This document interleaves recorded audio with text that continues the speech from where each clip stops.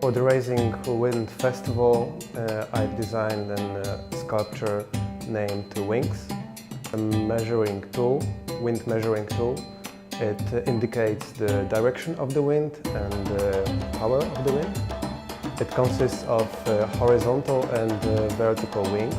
The base part of the structure is made to rotate, and it contains 4 letters for north, south, east and west.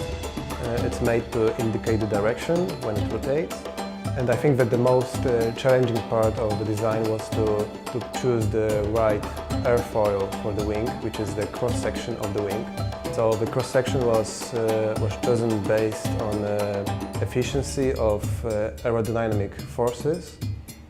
And the wings are designed in a way that when the strong wind blows, the horizontal wings just keep on elevating, keep on taking off. And that's the way we can see how strong the wind is. I wanted to keep the structure really simple and basically just functional, so it works best for